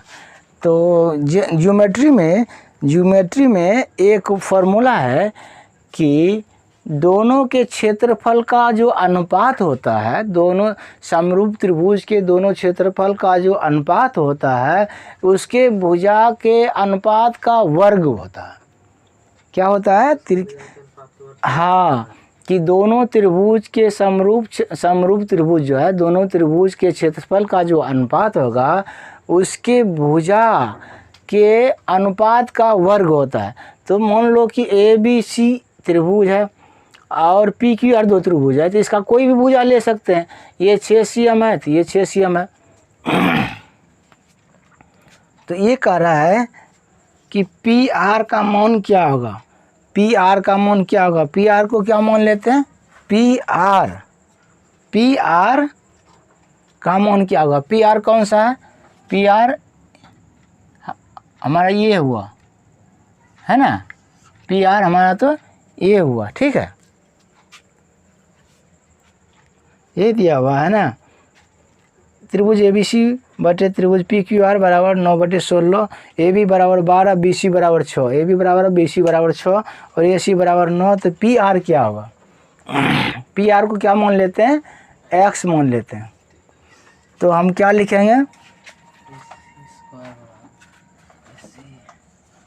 एरिया ऑफ त्रिभुज ए बी सी बटे एरिया ऑफ त्रिभुज पी क्यू आर बराबर क्या लिख सकते हैं? बराबर क्या लिख सकते हैं बोलो? ए आर बटे पी आर का होल स्क्वायर।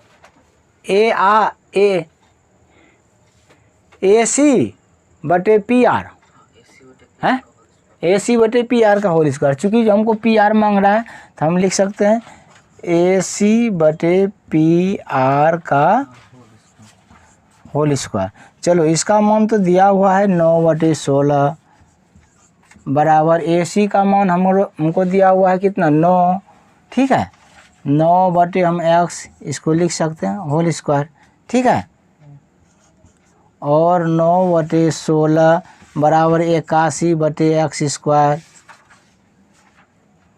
इसको हम कटा सकते हैं 9 बार में, ठीक है। और x² बराबर 16 गुना 9 और x बराबर √16 गुना 9 कर सकते हैं। ये हो जाएगा 4 गुना 3 यानी 12 cm। करेक्ट है? 8 cm।